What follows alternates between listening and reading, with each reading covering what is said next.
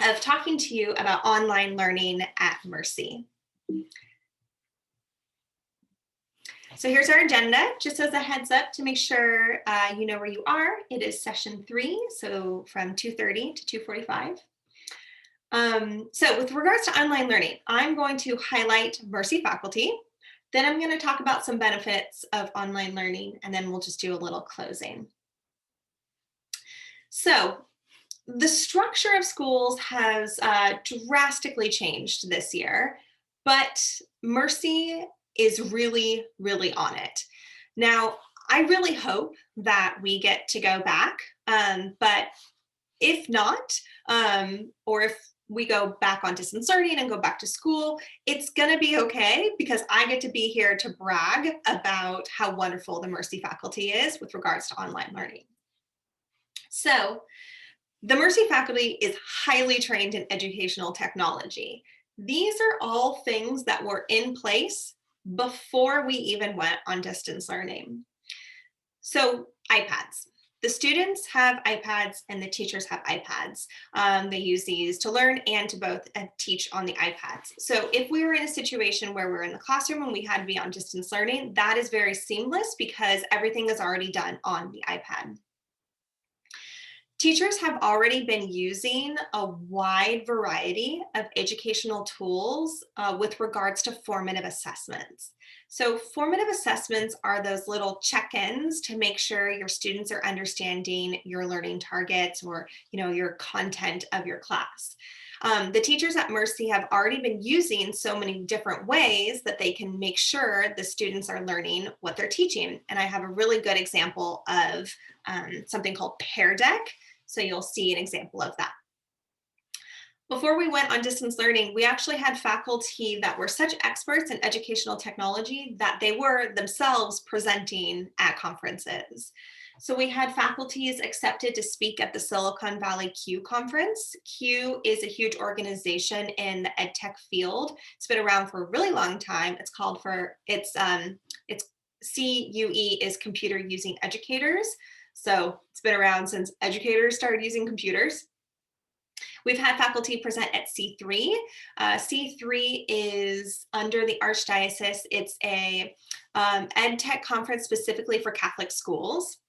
And then we've also had multiple faculty present at Knowing Technologies Campfire conferences. Knowing Technologies is an ed tech company here in Silicon Valley. They're also located in Los Angeles and I believe Colorado. And we've had faculty present at them. So even before we went on distance learning, we had faculty presenting at these conferences, which is really impressive. Most faculty go to conferences to learn, but not all faculty present at them. And we've had multiple faculty do this, at least 5 or 6. So our faculty is really trained. So we do in-house training all the time. There's a group of faculty that talks about innovative teaching. And innovative teaching can occur with tech or it can occur without tech. So we do a lot of in-house training to make sure that one, teachers are teaching the best, most research pedagogy and technology that can support that pedagogy. Then after all of this has already been happening, then we went on distance learning. So we were really able to implement synchronous and asynchronous learning seamlessly. And our parents last year gave us such good feedback that we were doing a really good job. So I do hope that we are back, but I have to say, if there's, a yo-yo, we go to school, we go out of school, or we have some type of hybrid model, Mercy is really on it with ed tech. We've also seen some really cool benefits of online learning, and here's where I get to highlight students, which is my favorite part. All of these students that I'm going to show you with their work, these are all incoming, these are all freshmen this year. So this is that program that I was talking to you about earlier with the formative assessment. It's called Pear Deck. So this was an English teacher, and she gave an assignment of the evidence burger examples. The students were asked to highlight in green the context of the paragraph, in red, the evidence, and in blue, the analysis. So she's really going over, I think, probably how to make good arguments. And so she can quickly see, this is all of her students in one classroom, she can quickly see how well they're doing. Now, this is a tool that I know the teacher, this is a tool that she was using before distance learning because she was well versed in this ed tech tool. And then she used it while we're in distance learning. So it's a really cool visual and really easy to see if the class is getting it or not. Okay, so here's where I get to really brag about students. We've seen such a boost in creativity in their projects. So this is a couple projects that the freshmen did. So this is a video, and there's audio to it, but this is a video of a student who is explaining using arrows and a program called Flipgrid. She's explaining how a terrarium works. And this was a project to uncover any misconceptions about photosynthesis and cellular respiration. So such a nice way to show their understanding without actually showing the students' faces, because sometimes it's hard to be on Zoom and to show your face all the time, but an image with your voice does wonders, and the teacher can really understand what she understands. This was really cool. These girls, freshmen, were doing an environmental justice project, and they ended up finding a scientist in bioaccumulation and interviewing him on Zoom. This is something that was really easy to do on distance learning because the teacher could say, okay, now go interview your people. And since everyone's in a different spot, it wasn't disruptive, and they all were able to get these really powerful interviews during class time. You can also make whole class discussions come alive. So sometimes it's a little hard to speak in front of people. And sometimes the girls get a little shy or they get a little self-confident. They are self-conscious. So having these whole class discussions online can be a really good way for people to let their voices be heard, but not be too embarrassed about it. And then this is a project that a student did on mental illness and violence, and it was a privilege project. And she just was really creative with it. And she made this like Instagram feed of her message about privilege with regards to handicapable people. We also, along with easy ways to assess students and creativity, we also want to make sure we're still collaborative and we still have leadership. So when we do breakout rooms, we want to promote collaboration, but we also want to make sure that we have that way of walking around the room still to check in on students, even when we're online.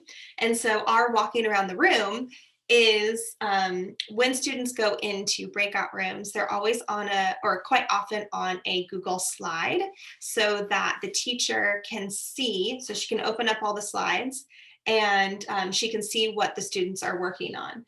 And so this was Myra, Lynn's, Adelina, and Sophia's breakout room, and they were working on this slide, and this teacher was able to look at what they were writing. Also, really cool, even though we're on distance learning, we still have leadership, and we have leadership in technology. So we have a student innovation and tech team. These are a group of students that if, you're a teacher and you don't know how to use Google Slides, or if you're the development office and you need to make this cool video, or on your admissions and you need to create this flyer, this tech team is like a little mini company for Mercy with regards to tech needs. And so this is the second year running of this tech team, but they're doing everything online this year and are really there to help anyone really on campus with any tech needs, which is a great opportunity for students and leadership. We also had a new group this year pop up, which was really cool. It also features Mercy SF students, which is nice because we got so many Mercy transfers. And it's called MTV, Mercy TV. And these girls just made this hilarious Mercy Media. It's on YouTube. It's Mercy Media, and they make these really funny videos. They have announcements in them, but they also do silly things like they had a little episode of Are You Smarter Than a Fifth Grader? And they went into different teachers' Zoom rooms and asked them questions, then compiled it into a video, and it was pretty funny. So in closing, I just want you to think to yourself, what does your teenager need next year? I just want you to think, what does she need? And I want to say that wherever we are next year, whether that be in person, online, hybrid, sometimes at school, whatever, wherever we are still going to instill this core of our mission. So we're still going to hold liturgies. They're still online. We're going to still strive for academic excellence. We're still going to do really creative projects and get them into their community and be academically rigorous.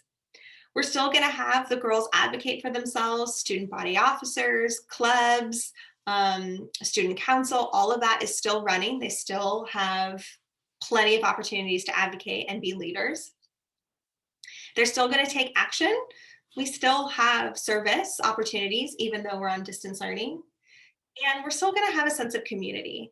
No matter where we are, we make sure to do lots of check-ins with the students. We have rallies online.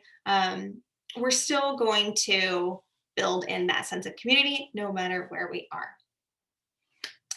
Okay, so I think Jennifer, you're the one who is left.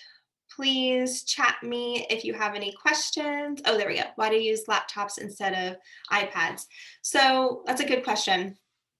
I used to work at a previous school 4 years ago, and we had laptops for the students instead of iPads.